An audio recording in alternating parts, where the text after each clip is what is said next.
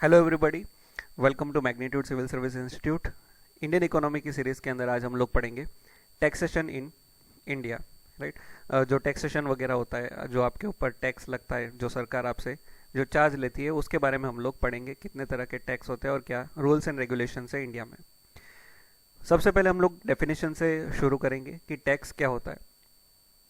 तो layman's term के अंदर, आम आदमी के टर्म के अंदर टैक्स क्या होगा। तो टैक्स एक वो पेमेंट है जो कंपल्सरीली कलेक्ट किया जाता है इंडिविजुअल से, फर्म से, सरकार के द्वारा। राइट। मॉडर्न इकोनॉमी कैसे डिफाइन करते हैं उसको, कि टैक्स एक प्रकार का मोड ऑफ इनकम रिडिस्ट्रीब्यूशन है। यानी कि जो इंसान टैक्स पे कर सकता है, ठीक है, उनके पास से टैक्स वसूल के किसी स्कीम्स एंड पॉलिसी के थ्रू गरीबों में वो सोशल स्कीम के थ्रू बांटना। ठीक है, इससे क्या हो रहा है, रीडिस्ट्रीब्यूट हो रही है इनकम को, जिससे इनइक्वालिटीज जो है इकोनॉमिकली वो कम हो सके। और यूजुअली लोग क्या सोचते हैं कि टैक्स जो है वो सरकार इम्पोज करता है ताकि वो अपने ऑब्लिगेशंस एक्सपेंडिचर फ्रंट पे फुलफिल कर सके। तो इसको हम बोलते हैं टैक्स। अब इसके आगे हम लोग बेसिक टर्मिनोलॉजीज के बारे में देखते हैं। सबसे पहला है इंसिडेंस ऑफ टैक्स। तो वो पॉइंट जहाँ पे टैक्स इम्पोज किया जाता है, इसको बोला जाता है इंसिडेंस ऑफ टैक्स। से फॉर एग्जांपल ये एक पूरी लाइन है और यहाँ पर टैक्स इम्पोज किया गया है, तो इसको हम बोलेंगे इंसिडेंस ऑफ टैक्स। वो क्षण जहाँ पर टैक्स को इम्पोज किया गया है। दूसरा आता है impact of tax. A point where tax makes its effect felt is known as impact of tax. अब टैक्स लगने के बाद जब वो फील होता है कि हाँ यहाँ पर टैक्स लगा था, ठीक है, तो जब वो फील होता है या तो आपको लगता है कि भाई टैक्स लगा है, या तो आफ्टर इफेक्ट जिसको आप बोल सकते हो, उसको बोलते हैं इम्पैक्ट ऑफ टैक्स। से फॉर एग्जांपल कोई एक प्रोडक्ट है यहाँ पर फैक्ट्री में बन रहा है, फैक्ट्री के गेट के बाहर आके इसके ऊपर ये टैक्स लगा। हाँ, तो ये टैक्स लगना, इसको बोलते हैं इंसिडेंस ऑफ टैक्स। और इसकी असर कहीं पे भी हो सकती है, यहाँ पर भी हो सकती है, यहाँ पर भी हो सकती है, यहाँ पर भी हो सकती है। तो जब उसकी असर देखेगी कि हाँ टैक्स लगा हुआ है, तो उसको बोलते हैं इम्पैक्ट ऑफ टैक्स। आगे हम लोग समझते हैं कि ये एग्जैक्टली कैसे काम करता है। अपन सबको पता है कि जो टैक्स है वो दो टाइप्स के होता है, direct tax and indirect tax. इन दोनों के बीच में डिफरेंस देख लेते हैं हम लोग। तो डायरेक्ट टैक्स क्या है, एक ऐसा टैक्स है जहाँ पर इंसिडेंस एंड इम्पैक्ट दोनों ही सेम पॉइंट पर रहता है, उसको बोलते हैं डायरेक्ट टैक्स। जिस पर्सन के ऊपर टैक्स लगता है उसी के वो पे करना होता है। से फॉर एग्जांपल यहाँ पर टैक्स इम्पोज किया गया और यहीं पर इसकी असर दिखी। जैसे कि आपका साल का एक बार आप इनकम टैक्स रिटर्न फाइल करते हो तो आपका लगा हुआ है कि भाई से फॉर एग्जांपल 10% का टैक्स आपको पे करना है, ठीक है। तो इम्पोज हुआ और वहीं आपको पता चल गया कि 10% मेरे को पे करना है और इम्पैक्ट हो गई। राइट। एक ही पॉइंट पर जब दोनों रहते हैं उसको बोलते हैं डायरेक्ट टैक्स, उसी इंसान के ऊपर लगा हुआ है। तो डायरेक्ट टैक्स जो है वो इनकम, प्रॉफिट्स इंडिविजुअल या कंपनी के वहाँ से वसूल किया जाता है। जो वर्ड डायरेक्ट है वो यूज़ किया जाता है टू डिनोट द फैक्ट कि जो बर्डन है पूरा का पूरा टैक्स का, वो उस इंडिविजुअल या कंपनी के ऊपर रहेगा और ये आगे फर्दर किसी के ऊपर सरपास नहीं किया जा सकता।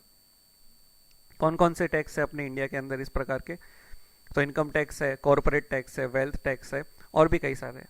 राइट। अब बात करते हैं हम लोग इनडायरेक्ट टैक्स की। तो इनडायरेक्ट टैक्स ऐसा टैक्स है जहाँ पर इंसिडेंस और इम्पैक्ट दोनों डिफरेंट डिफरेंट प्लेस पर रहता है। जैसे कि यहाँ पर आपके कोई भी प्रोडक्ट के ऊपर टैक्स लगा है, कोई भी समझ लो आप पार्ले जी बिस्किट, इसके ऊपर टैक्स लग गया, एमआरपी वगैरह सब लग गया, ठीक है। आगे जाकर इस रिटेल शॉप से आप उस पार्ले जी को खरीद रहे हो, यानी कि इसकी इम्पैक्ट टैक्स जो लगा हुआ था वो यहाँ पर हुई है, ठीक है।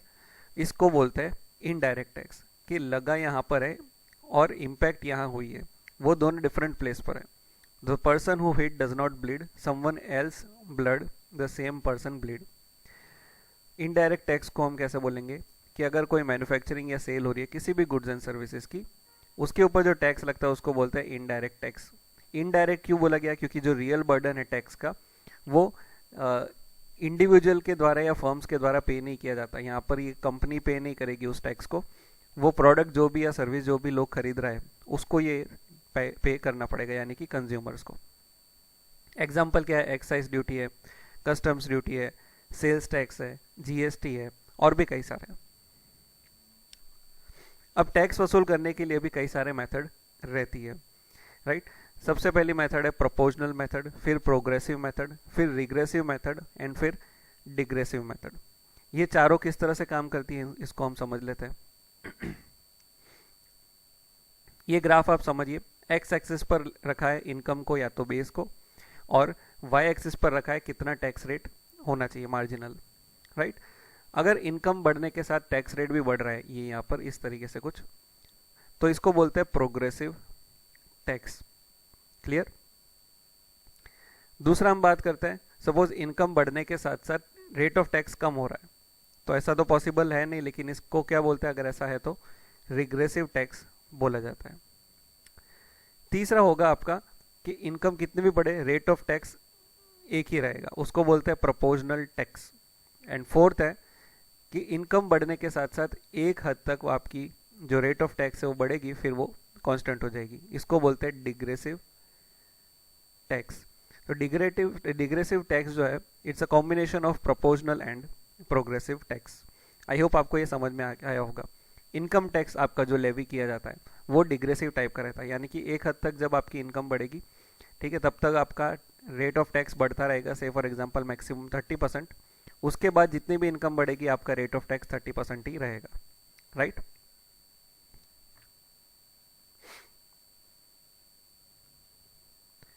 अब जो टैक्स इंपोज किया जाता है गुड्स एंड कमोडिटीज को, वो दो प्रकार के होते हैं। एक होता है स्पेसिफिक टैक्स, दूसरा होता है एड वैलोरम टैक्स। तो ये दोनों चीजें क्या होती है वो समझ लेते हैं। तो स्पेसिफिक टैक्स वो टैक्स रहता है जिसको इंपोज किया जाता है गुड्स या कमोडिटीज के ऊपर एज पर इट्स वेट या तो क्वांटिटी। किसी कमोडिटी के वेट या तो क्वांटिटी के ऊपर जो टैक्स लगता है उसको बोलते हैं specific tax. On the other hand ad valorem tax क्या होता है कि ये एक ऐसा टैक्स है जो गुड्स एंड कमोडिटीज की वैल्यू के ऊपर लगता है, कि कितनी कीमत है उसकी, ठीक है, कितनी वैल्यू है उसकी, उसके ऊपर लगता है, ठीक है। जनरली सरकार इंपोज करती है वैल्यू के आधार पर। तो एड वैलोरम टैक्स जो है वो जस्टिफाइबल हम लोग इसको कंसिडर करेंगे, क्योंकि वैल्यू के आधार पर इसकी टैक्स जो है वो लगती है। से फॉर एग्जांपल बाहर से कोई इंपोर्टेड कॉस्मेटिक्स या तो कोई गाड़ी वगैरह मंगवा रहा है, राइट, तो वो उसमें एड वैलोरम टैक्स लगेगा क्योंकि उसकी वैल्यू ज़्यादा है, वो एक लग्जरियस आइटम है। On the other hand specific tax में क्या हो रहा है, से फॉर एग्जांपल बाहर से कोई एसेंशियल कमोडिटी आ रही है, उसके वेट या क्वांटिटी के आधार पर टैक्स लग रहा है, तो वो हर किसी को पे करना पड़ेगा, बिकॉज वो इंडियन मार्केट में सब जगह बिक रहा है। से कोई एग्जांपल सब्जी आ रही हो या तो वॉट एवर, या फ्रूट्स आ रहे हैं बाहर से एक्सोटिक, तो वेट या क्वांटिटी के आधार पर लगेगा, जो सभी को इक्वली पे करना पड़ेगा। जबकि यहाँ पर क्या होता है एड वैलोरम में, जो मंगवा रहा है, ठीक है, जो अमीर आदमी है उसी को पे करना पड़ रहा है। तो ये इसलिए इसको बोला जा रहा है कि ये जस्टिफाइबल टैक्स है, राइट। कुछ इंपॉर्टेंट टर्म्स के बारे में डिस्कस कर लेते हैं। सबसे पहला है टैक्स स्लैब। टैक्स स्लैब का मतलब है कि जो आपका इनकम का स्लैब्स रहता है, से फॉर एग्जांपल आपकी इनकम, हम लोग सिर्फ एक छोटा छोटा एग्जांपल लेते हैं, 5 रुपये से 10 रुपये तक आपको कोई टैक्स पे नहीं करना पड़ेगा, तो आप वो 0% टैक्स स्लैब पर। अगर आपकी इनकम 10 to 20 रुपीज़ हो गई है तो आपको 10% टैक्स पे करना पड़ेगा। ये है दूसरा स्लैब। तीसरा स्लैब है 20% का, ठीक है, वहाँ पर कोई इनकम डिसाइड की होगी कि इतने से इतनी इनकम होगी तो आपको 20% लगेगा, तो उसको बोलते हैं टैक्स स्लैब। दूसरा आता है आपका टैक्स इवेजन। तो जब टैक्स पे नहीं किया जाता किसी भी टैक्सेबल इनकम के ऊपर, ठीक है, उस चीज़ को बोला जाता है, उस सिनेरियो को बोला जाता है टैक्स इवेजन। तो अगर कोई ऐसा करता है तो उससे क्या होगा, ब्लैक मनी जनरेट होगी मार्केट के अंदर, और अल्टीमेटली क्या होगा, एक पैरेलल इकोनॉमी चल पड़ेगी जो इकोनॉमिक डेवलपमेंट के लिए डेट्रीमेंटल हो सकती है। तीसरा है टैक्स अवॉइडेंस।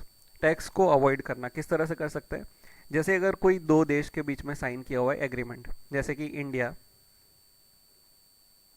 एंड से फॉर एग्जांपल मॉरिशियस। इंडिया और मॉरिशियस के बीच में एग्रीमेंट साइन किया कि आपके और मेरे देश के बीच में अगर कोई ट्रेडिंग होती है या तो इन्वेस्टमेंट होता है, तो डबल जगह पर टैक्स पे करने की ज़रूरत नहीं पड़ेगी, टैक्स माफ़ी होगी। तो ऐसे में क्या होगा, से फॉर एग्जांपल यूएस की कोई कंपनी है, वो इस एग्रीमेंट का फ़ायदा उठाकर वाया मॉरिशस इंडिया के अंदर आ रहा है, तो वो क्या कर रहा है, स्मार्टली टैक्स को अवॉइड करने की कोशिश कर रहा है।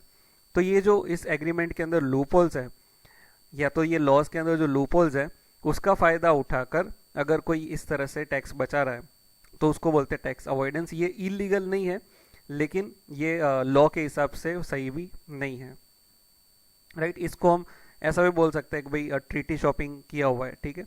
तो ट्रीटी शॉपिंग का फ़ायदा कोई और देश उठा रहा है उस तरीके से। Then comes tax mitigation. It refers to an illegal practice. ये एक इलीगल प्रैक्टिस होगी जब कंपनी या पर्सन क्या करेगी, अपने टैक्स को मिटिगेट करने की ट्राई करेगा, ठीक है। जैसे कि कोई सरकार ने जोन बनाया, स्पेशल इकोनॉमिक जोन। उस स्पेशल इकोनॉमिक जोन में खास बात यह है कि यहाँ पर जो भी कंपनी खोलेगा एक्सपोर्ट बेस पर, उसको कोई भी टैक्स पे करना नहीं पड़ेगा कुछ सालों तक। तो उस कंपनियां क्या कर रही है, तो इंडिविजुअल क्या कर रहा है कि अपना नाम वगैरह जो है वो रजिस्ट्री इस सेस के अंदर करेगा और ऑपरेट करेगा कोई और लोकेशन पर। क्यों? टैक्स से बचने के लिए। तो इस तरह का जो इस तरीके से जो कोई काम कर रहा है उसको बोलते हैं tax mitigation. Then comes cascading effect. Cascading effect का सिंपल टर्म है टैक्स के ऊपर टैक्स लगना। ये वो सिस्टम है जहाँ पर टैक्स ऑन टैक्स होता है, और इसी से क्या हो रहा है, अननेसेसरी प्राइस राइज हो सकती है। Then comes fiscal drag. Cascading effect का हम ये बोल सकते हैं कि भाई 30% के ऊपर आपके इनकम टैक्स पर टैक्स रेट नहीं लेगा, लेकिन अब अगर आप सुपर रिच हो तो आपके ऊपर 2% से सरचार्ज ऐसा कुछ लगता रहेगा, यानी कि टैक्स ऑन टैक्स आपका लगेगा। फिस्कल ड्रैग क्या होता है? ये वो सिचुएशन होती है जब सरकार को ज़्यादा टैक्स रेवेन्यू मिलता है without any raising rate of tax. Rate of tax बढ़ाए बिना अगर सरकार को ज़्यादा रेवेन्यू जनरेट होकर आ रही है, उस सिनेरियो को बोलेंगे fiscal drag. In other words, अगर इन्फ्लेशन हुआ और उसकी वजह से क्या हुआ, डियरनेस अलाउंस अगर सपोज बढ़ाना पड़ा सरकारी एम्प्लॉयज़ का, तो उस डीए के बढ़ने से क्या होगा, उनकी एनुअल इनकम बढ़ जाएगी।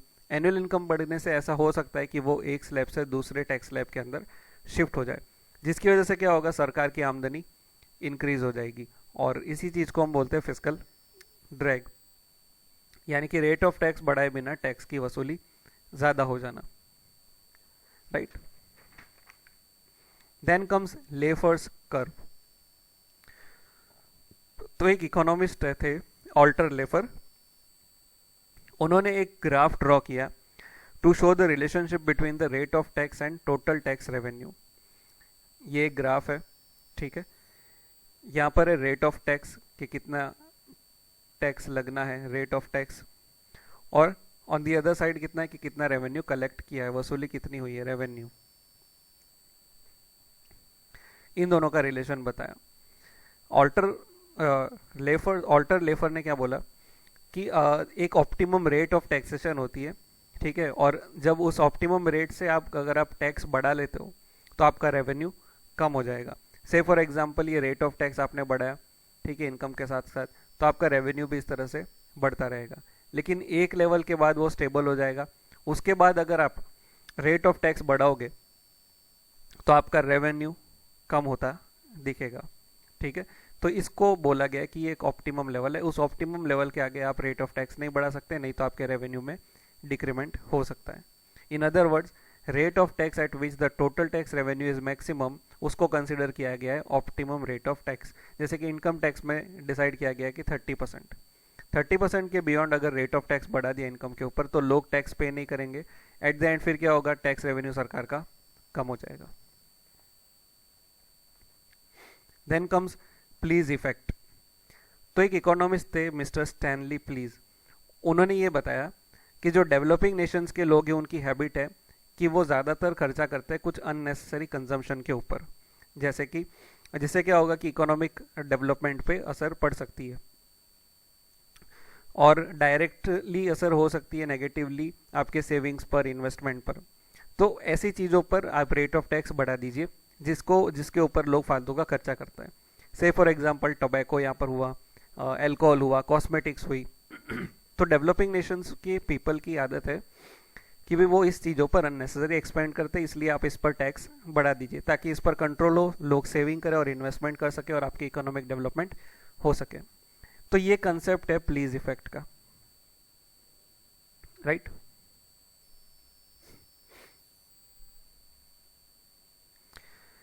नेक्स्ट हम लोग बात करते हैं अगले टर्म्स की, जैसे कि टैक्स बोयांसी। टैक्स को बोयांट हुआ कैसा कब बोलेंगे? जब ग्रोथ रेट ऑफ टैक्स ज़्यादा होता है ग्रोथ रेट ऑफ जीडीपी से। जब जीडीपी से ज़्यादा टैक्स कलेक्शन होगा तो उसको बोलते हैं tax buoyancy. Then comes tax expenditure. It refers to the kinds of tax exemptions and tax rebate. अगर कोई आपको टैक्स एग्जेम्पशन या टैक्स रिबेट मिलता है जो सरकार आपको प्रोवाइड करती है अलग अलग सब सेक्शंस या सेक्शंस के हिसाब से इनकम टैक्स एक्ट 1960 के अंतर्गत, तो उस चीज़ को बोला जाता है टैक्स एक्सपेंडिचर। जैसे कि आपका इनकम है कुछ 10% टैक्स स्लैब के अंदर आ गया, ठीक है, जो आपका एनुअल इनकम है, आपको वापस उसको जीरो पर लाना है तो आप क्या करोगे? अलग अलग पॉलिसीज खरीद लोगे, या तो उस एक्ट के अंतर्गत जो भी आप टैक्स एक्सपेंडिचर कर सकते हो वो आप लेकर खरीद के रख दोगे, और एट द एंड आप क्या करोगे? आपकी जो एनुअल इनकम है उसको वापस से पुराने स्लैब में ले आओगे और बताओगे कि मेरी इनकम अब इतनी है, तो आपके ऊपर जीरो टैक्स लगेगा, या तो आप 20 to 10% के अंदर भी आ सकते हो, राइट। और अगर स्लैब चेंज नहीं हो रहा तो आपके टैक्स में भी काफ़ी राहत मिल सकती है, और ये लीगल भी है। Next come cess and surcharge. कभी कभी कुछ स्पेसिफिक सोशल ऑब्जेक्टिव को फुलफिल करने के लिए सरकार को कुछ एक्स्ट्रा सोर्सेस ऑफ रेवेन्यू की ज़रूरत रहती है, ठीक है। तो उसके लिए सरकार क्या करती है? टैक्स, एक प्रकार का टैक्स को अप्लाई करती है सिटीजन्स पर। यानी कि अगर कोई स्पेसिफिक पर्पस के लिए टैक्स अप्लाई किया तो उसको बोलते हैं सेस, ठीक है। अलग अलग प्रकार के सेस रहते हैं, जैसे कि एजुकेशनल सेस, देन कृषि कल्याण सेस, पेट्रोल सेस, ये सेस, ऐसे कई सारे सेस अलग अलग प्रोडक्ट्स के ऊपर या सर्विसेज के ऊपर लगता रहता है, राइट। कब लगेगा? जब कोई स्पेसिफिक पर्पस है, जैसे कि कृषि कल्याण सेस, यानी कि उसमें से जो भी वसूली होगी वो कृषि के कल्याण के लिए इस्तेमाल किया जाएगा। वैसे ही स्वच्छ भारत सेस के अंदर अगर जितने भी पैसे आते हैं तो स्वच्छ भारत के अभियान के अंदर लगाया जाएगा। वैसे सरचार्ज क्या होता है?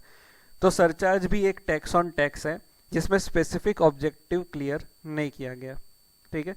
जैसे कि सुपर रिच के ऊपर 2% का सरचार्ज लगा दिया, उनके ऊपर टैक्स के ऊपर, जो 1 करोड़ के ऊपर है जिसकी इनकी इनकम होगी, तो 30% प्लस 2% सरचार्ज, यानी कि 32% टैक्स हुआ।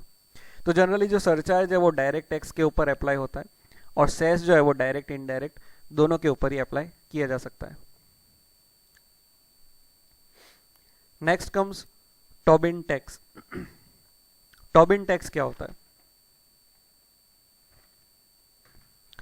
तो एक अमेरिकन इकोनॉमिस्ट थे जेम्स टोबिन, उन्होंने एक प्रकार का टैक्स को प्रपोज किया। ये टैक्स किसके ऊपर लगना था कि जो लोग करेंसी एक्सचेंज पर जो प्रॉफिट कमाते हैं उस प्रॉफिट के ऊपर टैक्स लगाना, ठीक है, ताकि स्पेक्युलेटिव एक्टिविटीज एक प्रकार की उसको कंट्रोल करने के लिए। इंडिया में इस प्रकार का कोई भी टैक्स अभी मौजूद नहीं है।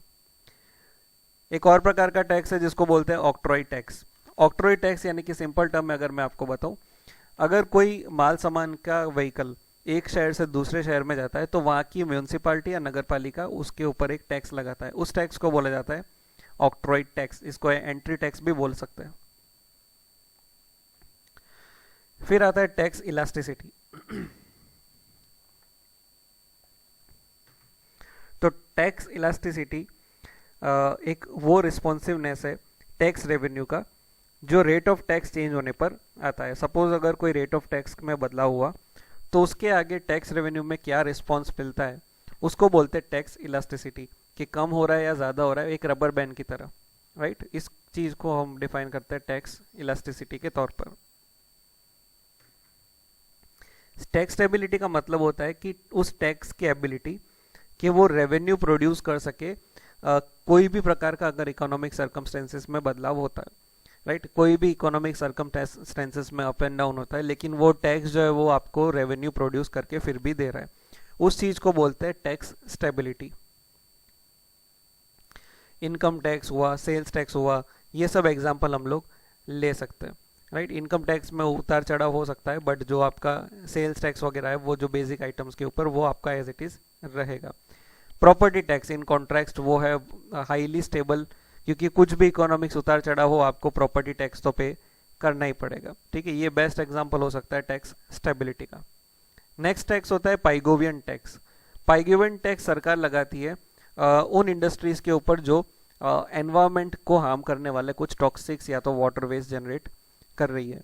तो जितना भी वो इस प्रकार का एनवायरमेंट को डैमेज कर रही है उतने वैल्यूएशन का इनके ऊपर टैक्स लगता है, राइट। इसको हम इस तरह से भी बोल सकते हैं कि जो वेस्टेजेस निकल रहा है इंडस्ट्री में से उसको कंट्रोल करने के लिए, तो उसको वापस से रिसाइकल या तो उसका जो नुकसान हो रहा है एनवायरमेंट में उसको रिकवर करने के लिए जितना खर्चा होगा उस प्रकार का टैक्स जो है वो कंपनी से लिया जाता है सरकार के द्वारा। उस टैक्स को बोलते हैं पाइगोवियन टैक्स। टैक्स रिफॉर्म्स इन इंडिया की बात करते हैं तो different different types of reforms and अलग अलग प्रकार के टैक्सेस जो है वो इंडिया में आए थे। तो डिस्कस कर लेते हैं हम इसके बारे में। सबसे पहले हम बात करेंगे मैनवेट के बारे में। तो मैनवेट यानी कि मैन्युफैक्चरिंग और वैल्यू एडेड टैक्स। ये सबसे पहला जो टैक्स है वेट सिस्टम के अंदर इम्पोज किया गया था। इसको इम्पोज करने के लिए रिकमेंड किया गया था एल के जा कमेटी ने।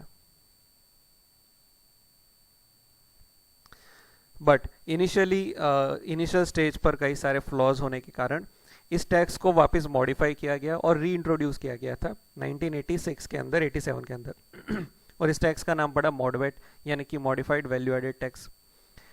इस टैक्स के अंदर ये डिसाइड किया गया था कि टैक्स को अलग अलग स्टेजेस में पे करना पड़ेगा, यानी कि जितना एक स्टेज के ऊपर से एक स्टेज से दूसरे स्टेज पर अगर कोई प्रोडक्ट आया है उस स्टेज के अंदर जितना वैल्यू एडेड हुआ उसी वैल्यू एडिशन पर टैक्स लगेगा, इसलिए इसको बोला जाता है वैल्यू एडेड टैक्स। और ये एक मॉडिफाइड प्रकार का था, जिससे कि क्या होगा, जो cascading effect tax on tax हो रहा था मैन्युफैक्चरिंग वेट के अंदर उसको रिड्यूस किया जाए। बजट 2000-2001 के अंदर 3 डिफरेंट रेट्स ऑफ टैक्सेस को लाया गया था। एक्साइज ड्यूटी के ऊपर स्पेशली हम लोग बात करें तो, और उस टैक्स को बोला गया CENVAT, central value added tax, जो अभी भी प्रैक्टिस में है, राइट।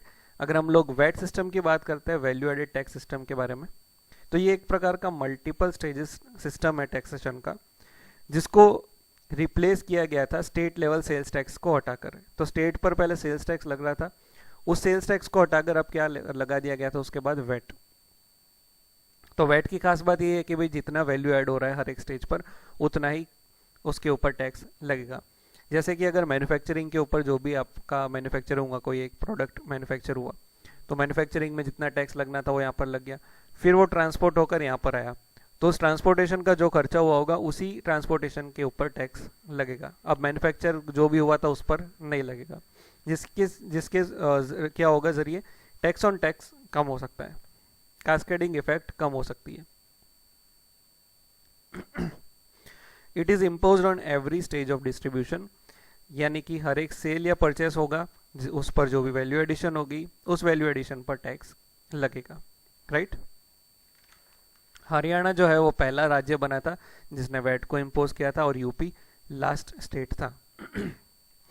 उसके बाद हम लोग बात करते हैं जीएसटी के ऊपर, गुड्स एंड सर्विसेज टैक्स। इसके बारे में आप सबको पता ही है, जो रिसेंटली सरकार ने 2017 से क्या किया था, जितने भी इनडायरेक्ट टैक्सेस है उसको खत्म करके एक टैक्स लेकर आ गए थे पूरे इंडिया में, वन टैक्स वन मार्केट का सिस्टम लेकर आ गए थे, उसको बोलते हैं जीएसटी। हम लोग आगे डिस्कस करेंगे डिटेल में, राइट। नेक्स्ट हम बात करते हैं डीटीसी यानी कि डायरेक्ट टैक्स कोड। अब क्योंकि जीएसटी था इनडायरेक्ट टैक्सेस के लिए, डीटीसी है डायरेक्ट टैक्स के लिए। सरकार प्रिपेयर कर रही है एक न्यू डीटीसी बनाने के ऊपर। वो चाहते हैं कि भाई ज़्यादा एक्सेसिबल करे टैक्स नेट को, जिसमें ज़्यादा से ज़्यादा लोग टैक्स नेट के अंदर जुड़ सके और इक्विटेबल डिस्ट्रीब्यूट किया जा सके अलग अलग क्लासेस को टैक्स पेयर के अंदर, और जो बिजनेस है उसको और भी कॉम्पिटिटिव बनाया जाए, बिकॉज इस डीटीसी के अंदर कॉर्पोरेट टैक्स को कम करने की बात हो रही है और जो बाकी के प्रकार के अन्य टैक्सेस है उसको हटाने की बात हो रही है।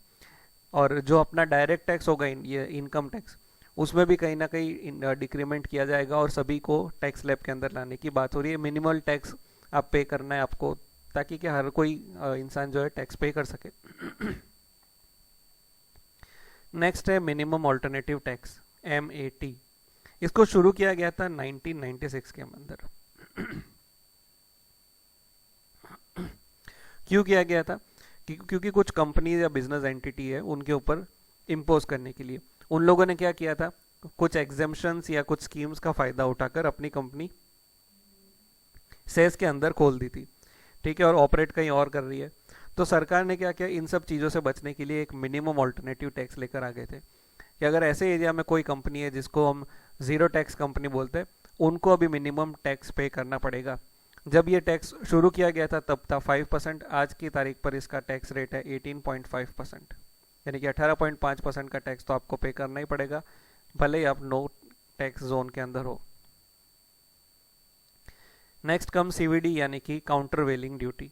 जनरली इसको इम्पोज किया जाता है सब्सिडाइज्ड इंपोर्टेड कमोडिटी के ऊपर, यानी कि अगर कोई दूसरा देश उसकी कमोडिटी को सब्सिडाइज्ड करके किसी और देश में अगर बेच रहा है, से फॉर एग्जांपल चाइना अपना माल भारत में बेच रहा है सस्ते में वहाँ की कंपनी को सब्सिडीज देकर, इससे प्रॉब्लम क्या होगा, हमारे डोमेस्टिक प्रोडक्ट महंगे दिखेंगे उसके सामने और उनके ही प्रोडक्ट्स लोग खरीदेंगे, जिससे क्या होगा, डोमेस्टिक इंडस्ट्री को नुकसान हो सकता है।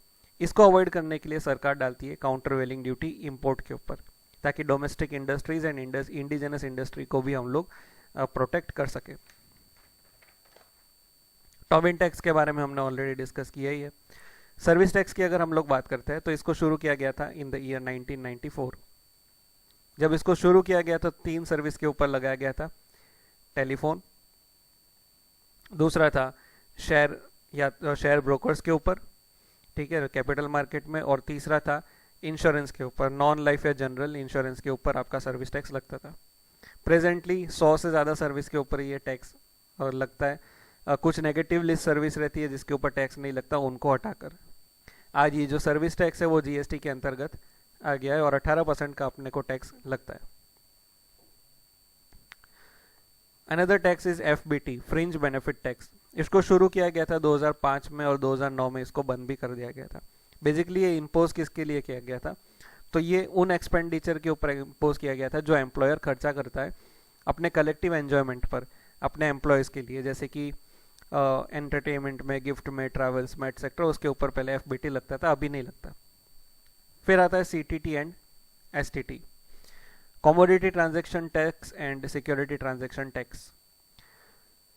तो ये जो एसटीटी है उसको इम्पोज किया जाता है अगर कोई सेल्स एंड परचेस करता है, सेल्स एंड सिक्योरिटीज का स्टॉक एक्सचेंज के अंदर, उसके ऊपर जो भी आपका वैल्यूएशन रहता है उस पर टैक्स लगता है। On the other hand CTT क्या है, अगर आप ट्रांजैक्शन कर रहे हो कमोडिटीज एक्सचेंज के अंदर, ठीक है, और कमोडिटी एक्सचेंज के अंदर ट्रांजैक्शन कर रहे हो, सेल्स एंड परचेस कर रहे हो, उसके ऊपर जो टैक्स लगेगा उसको बोलते हैं सीटीटी। सीटीटी के अंदर अगर आप एग्रीकल्चरल कमोडिटी या प्रोड्यूस को आप खरीदते हो या बेचते हो उस पर टैक्स नहीं लगेगा, वो एग्जेम्प्टेड है। और ये दोनों ही डायरेक्ट टाइप ऑफ टैक्स रहते हैं और जीएसटी के बारे में अपन ने ऑलरेडी डिस्कस कर लिया है। जीएसटी को डिटेल में हम लोग एक बार देख लेते हैं। तो जीएसटी एक इनडायरेक्ट टैक्स रिफॉर्म है पूरे नेशन का, जिसमें एक one India unified common market के मोटिव से बनाया गया। ये सिंगल टैक्स है जो supply of goods and services के ऊपर लगता है from manufacture to the consumer. इसको डेस्टिनेशन बेस्ड टैक्स बोला गया है क्योंकि जो टैक्स है वो कलेक्ट किया जाता है वो स्टेट के द्वारा जो स्टेट इंपोर्ट करवा रहा है दूसरे स्टेट से अपने मैन्युफैक्चरिंग स्टेट्स को। पहले ये टैक्स मिलता था, अब नहीं मिलता। अब जो रिसीव कर रहा है कमोडिटीज़ को उसको ये टैक्स मिलता है, इसलिए डेस्टिनेशन बेस्ड टैक्स बोला गया है। आप नीचे कमेंट सेक्शन में बताओ कि इसमें फ़ायदा और नुकसान क्या होगा पहले के सिस्टम में और अभी के सिस्टम में, राइट। और तो आप कमेंट में आप हमें बता सकते हैं। इंडिया के अंदर जीएसटी बिल को इंट्रोड्यूस किया गया था 2014 में। जब इंट्रोड्यूस किया गया था तब था कॉन्स्टिट्यूशनल अमेंडमेंट 122 अमेंडमेंट बिल। इसको अप्रूवल मिला था 2016 के अंदर, ठीक है, और राज्यसभा ने क्या किया था, इसको कॉन्स्टिट्यूशनल अमेंडमेंट 101 के अंदर डाल दिया गया था 2016 के अंदर। प्रोविजंस देख लेते हैं। पहला होता है इसके अंदर सीजीएसटी यानी कि सेंट्रल जीएसटी, जिसमें excise, service tax etcetera cover हो जाता है जो केंद्र सरकार लगाती है। दूसरा होता है स्टेट जीएसटी, एसजीएसटी, जिसके अंदर वैट, लग्जरी टैक्स वगैरह कवर होता है। तीसरा होता है इंटीग्रेटेड जीएसटी यानी कि आईजीएसटी। ये इंटरस्टेट ट्रेड अगर होता है तो उसके ऊपर टैक्स लगता है।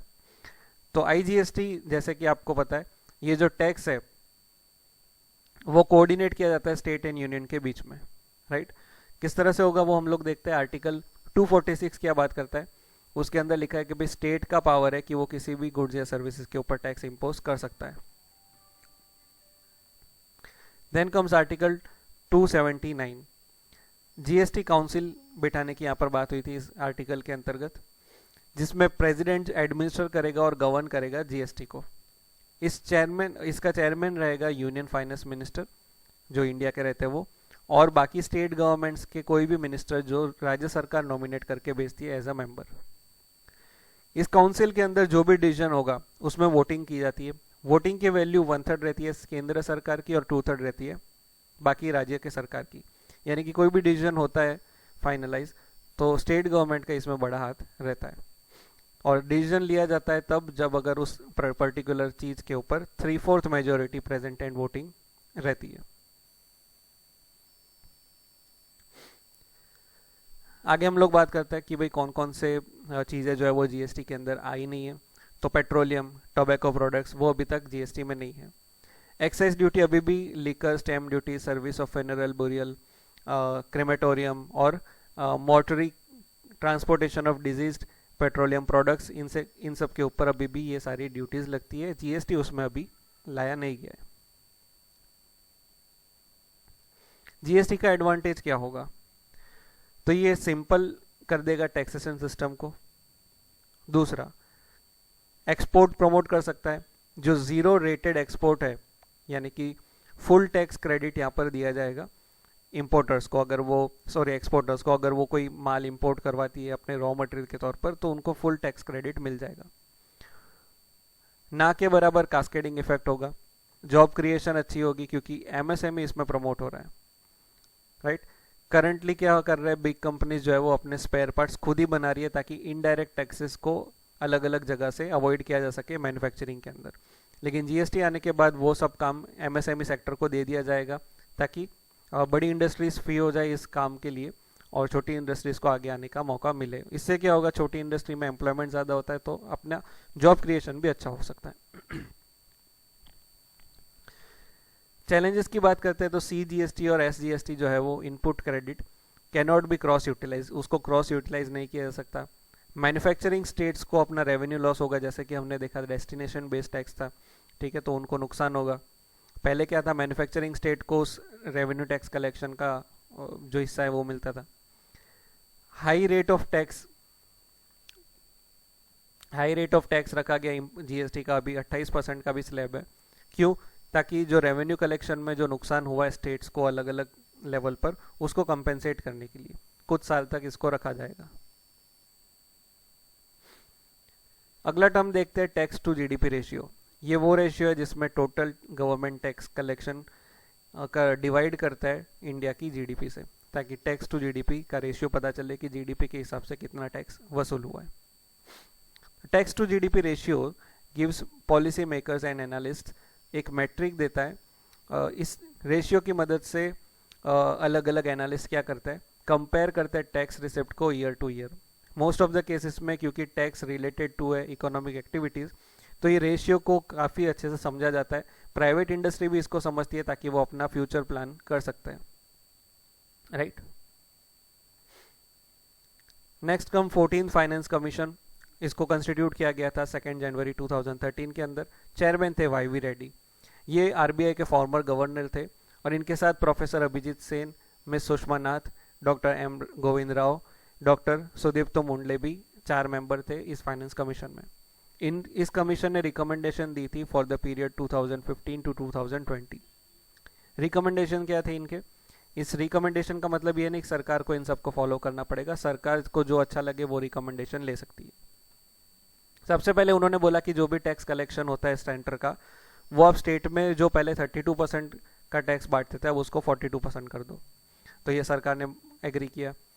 फिर इस फाइनेंस कमीशन ने बोला कि आपका जो फिस्कल डेफिसिट है केंद्र सरकार का वो 3% आप कर दो जीडीपी के मुकाबले बाय 2016-17 एंड रेवेन्यू डेफिसिट को 0 कर दो 2019-20 तक। तो ये टारगेट अचीव नहीं हुआ। उन्होंने बोला कि एक इंडिपेंडेंट फिस्कल काउंसिल को बनाया जाए ताकि वो पूरा असेसमेंट कर सके फिस्कल पॉलिसी को, बजट प्रपोजल के इम्प्लीकेशंस को। साथ ही साथ ये बोला कि FRBM एक्ट को रिप्लेस करके date ceiling and physical responsibility registration ले आए, लेकिन वो अभी तक नहीं किया। FRBM एक्ट के बारे में अगर आपको नहीं पता तो आप बजट वाला लेक्चर देख सकते हैं, यहाँ पर आई बटन पे आपको लिंक मिल जाएगा। फाइनेंस कमीशन ने बोला कि जो डिस्टिंक्शन किया जाता है special category and general category के नाम पर स्टेट्स का टैक्स देने के लिए, तो उस प्रथा को ख़त्म करके जो 11 रेवेन्यू डेफिसिट स्टेट्स है उनको आप ज़्यादा ग्रांट दीजिए। स्पेशल कैटेगरी में क्या होता है, जनरली स्टेट्स को ज़्यादा टैक्स का पैसा दिया जाता है केंद्र के द्वारा, और जनरल कैटेगरी वालों को कम दिया जाता है। 14 फाइनेंस कमीशन ने ये बोला कि plan and non plan distinction जो किया जाता है रेवेन्यू एक्सपेंडिचर के अंदर स्टेट सरकार का, उस कैटेगरी को हटा दो, और 3 साल तक 100% आप स्टेट्स को कंपेंसेट करो GST के इम्प्लीमेंटेशन पर जो भी उनका रेवेन्यू लॉस हुआ है उसमें। तो ये बात हुई थी 14 फाइनेंस कमीशन की। अब बात करते हैं 15 फाइनेंस कमीशन की, जो भी बैठा हुआ है। इनके चेयरमैन है NK Singh, full time member इनके साथ है शक्तिकांत दास जो मौजूदा RBI के गवर्नर है, Ashok Lahiri, Anoop Singh. Part time member है रमेश चंद। इसको फॉर्म किया गया था 27 नवंबर 2017 के अंदर। इनका रिकमेंडेशन पीरियड होगा 2021 से 2025। यूनियन कैबिनेट ने 26 नवंबर 2019 के अंदर 15 फाइनेंस कमीशन के टर्म को और एक्सटेंड किया था, और ये डिसाइड करने के लिए कि भाई डिवीजन ऑफ टैक्स कैसे किया जाए और रिसोर्सेज कैसे हम अरेंज करें सेंटर और स्टेट्स के बीच में, यानी कि बाय 1 ईयर टू अक्टूबर 30, 2020 तक इसको टाला गया था। लेकिन फिर अभी कोरोना आ गया, तो अब देखते हैं 15 फाइनेंस कमीशन की रिपोर्ट कब आती है। Now comes the DTAA, double taxation avoidance agreement. ये एक टैक्स ट्रीटी है जो साइन करते हैं 2 या 2 से ज़्यादा देश। इसका की ऑब्जेक्टिव क्या है कि जो टैक्स पेयर है इन कंट्रियों के अंदर जो भी DTAA साइन करता है तो वो डबल टैक्स से अवॉइड किया जा सके। ऐसा नहीं कि भाई यहाँ पर मैं कमा रहा हूँ तो इसका सरकार को भी मैं टैक्स दे रहा हूँ, जहाँ से मैं आ रहा हूँ इस सरकार को भी टैक्स देना पड़ेगा, फिर वो कमाएगा क्या। इसलिए DTAA साइन किया गया, जहाँ पर tax payer resides in one country and earns in another country, उनको फ़ायदा देने के लिए, ताकि इन्वेस्टमेंट को ज़्यादा लाया जा सके। ये इकोनॉमिक सर्वे की रिपोर्ट है पिछले साल की, जिसमें आप देख सकते हो सबसे ज़्यादा FDI कहाँ से आया, मॉरिशस, क्योंकि यहाँ पर हमने ट्रीटी शॉपिंग साइन किया हुआ है। इसका फ़ायदा उठाकर अलग अलग देश से कंपनी आती है, तो देखिए लगातार किस तरीके से FDI यहाँ से बढ़ रहा है। फिर सिंगापुर, नेदरलैंड, USA, जापान वगैरह वगैरह।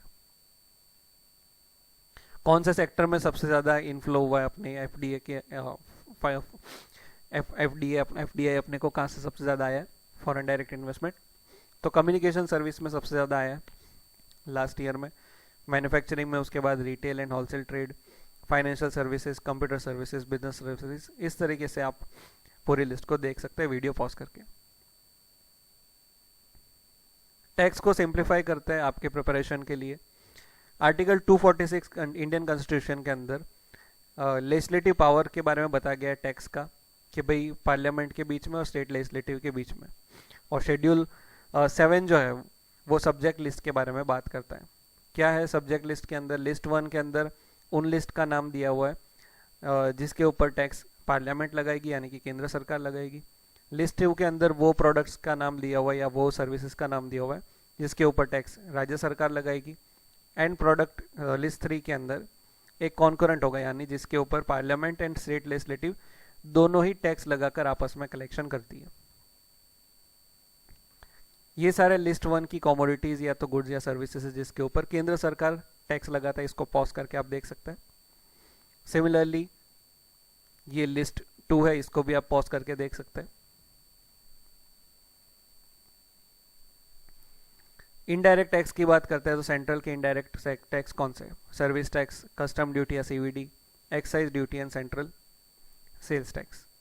स्टेट क्या है? Sales tax, entry tax, luxury tax या entertainment tax, betting and gambling tax. उसमें से कई सारे टैक्सेस को एक करके CGST और SGST में कन्वर्ट कर दिया गया है।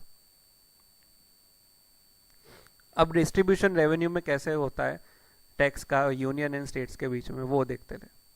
आर्टिकल 268 क्या बोलता है कि ड्यूटीज जो है वो केंद्र सरकार थोपती है, लेकिन कलेक्ट और यूज कौन करता है? स्टेट।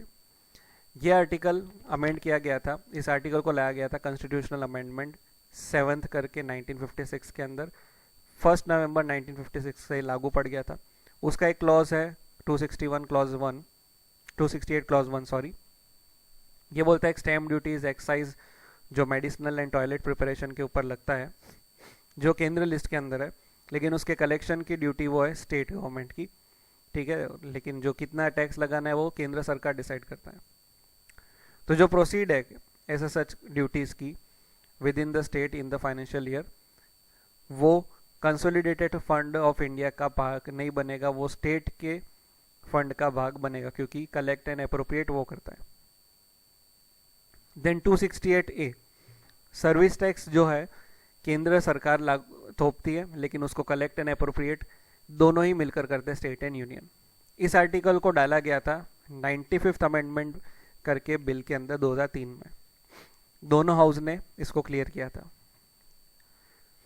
यह आर्टिकल बात करता है टैक्स ऑन सर्विसेज जो भारत सरकार लेवी करती है और कलेक्ट किया जाता है स्टेट सरकार के द्वारा, लेकिन यूज करती है state government and central government दोनों के द्वारा।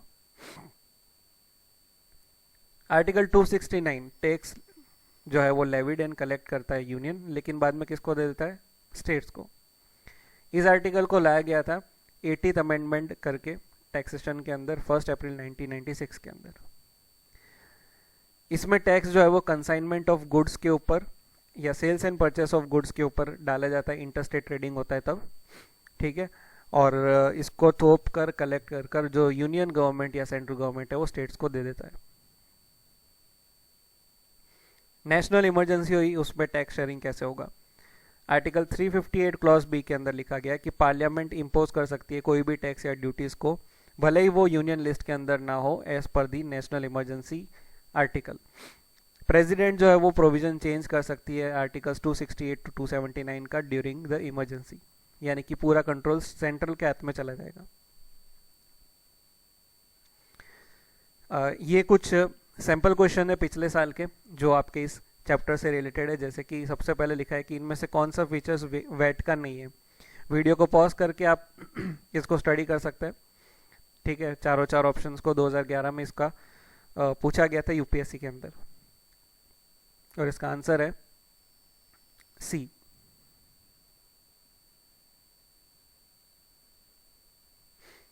सेल्स टैक्स जो आप पे करते हो टूथपेस्ट खरीदने के टाइम पर, उसके बारे में लिखा गया है। 4 ऑप्शंस दिए भाई, कौन थोपता है और कौन कलेक्ट करता है। 2014 का ये क्वेश्चन है। पॉज करके आप इसका आंसर सोच सकते हो, कमेंट में बता सकते हो, और इसका आंसर है डी। 14th फाइनेंस कमीशन के रेफरेंस में कौन सा स्टेटमेंट सही है वो बताइए। 2015 का क्वेश्चन है। ये 2 स्टेटमेंट है कि 32 से 42% का रिकमेंडेशन उन्होंने दिया था, और सेक्टर स्पेसिफिक ग्रांट रिकमेंडेशन उन्होंने दिया था। 4 ऑप्शन है, ओनली 1, 2, बोथ या नन। इसका आंसर है ओनली 1। सेक्टर स्पेसिफिक ग्रांट की बात नहीं की। 11 रेवेन्यू डेफिसिट स्टेट्स को ज्यादा रेवेन्यू देने की बात हुई थी। क्वेश्चन नंबर 4, अगर टैक्स टू जीडीपी रेशियो कम हो गया किसी भी देश में तो वो क्या संकेत होगा। 2015 का क्वेश्चन है। पहला ऑप्शन है slowing economic growth rate, less equitable distribution of national income. ये 4 ऑप्शन आपके सामने, पॉज करके आप आंसर कर सकते हैं। ए इज योर आंसर। 2017 में क्योंकि जीएसटी लागू पड़ा था तो जीएसटी का क्वेश्चन पूछ लिया गया था यूपीएससी के अंदर कि जीएसटी इंप्लीमेंट करने का एडवांटेज क्या हो सकता है। मल्टीपल टैक्स जो कलेक्ट किया जाता है उसको रिप्लेस करके एक सिंगल मार्केट बनाना है। दूसरा, करंट अकाउंट डेफिसिट अपना कम हो जाएगा और हमारा जो फॉरेन एक्सचेंज रिजर्व है वो बढ़ जाएगा। तीसरा, इकोनॉमिक ग्रोथ अपना बहुत अच्छे से बढ़ जाएगा और अपनी साइज जो इकोनॉमी की वो काफ़ी आगे जाएगी और हम चाइना को भी ओवरटेक कर लेंगे फ्यूचर में। ऑप्शन है ओनली 1, 2, 3, 1 एंड 3, 1, 2, 3। आप पॉज करके इसको आंसर कर सकते हैं, और आप इसका आंसर है ए ओनली 1। तो इन बातों पर आपको फोकस करना है इस चैप्टर से रिलेटेड। डायरेक्ट, इनडायरेक्ट टैक्सेस या अदर प्रकार के जो भी टैक्स रहता है वो डायरेक्ट टैक्स क्या होता है, इनडायरेक्ट टैक्स कौन कौन से, इसके बारे में हमने ऑलरेडी देख लिया था। टैक्स रिफॉर्म्स में डीटीसी, जीएआर, जीएसटी वगैरह के बारे में अपन ने देखा था। से फॉर एग्जांपल अगर जीएसटी की बात करते हैं तो उसमें आपका क्या नोट्स बना सकते हैं, कि पर्पस क्या है, एडवांटेज क्या होगा, डिसएडवांटेज क्या होगा, क्या इश्यू रहेगा इम्प्लीमेंटेशन के अंदर, इस प्रकार से आप नोट बना सकते हो, ऐसे हर एक टॉपिक में। फिर हमने बेसिक कंसेप्ट भी किया था, tax base, progressive tax, tax expenditure, Laffer's curve, crowding out, ये सब। तो इसमें से आपको कहीं पर भी डाउट हो तो आप नीचे कमेंट में हमें पूछ सकते हैं, हम उसका जवाब या सॉल्यूशंस आप तक पहुंचा देंगे। फर्दर कोई भी क्वेरी हो नीचे कमेंट में, या तो एज ऑलवेज ईमेल के अंदर magnitudeinstitute@gmail.com के अंदर हम बता सकते हैं आप हमें। तब तक के लिए बहुत बहुत धन्यवाद।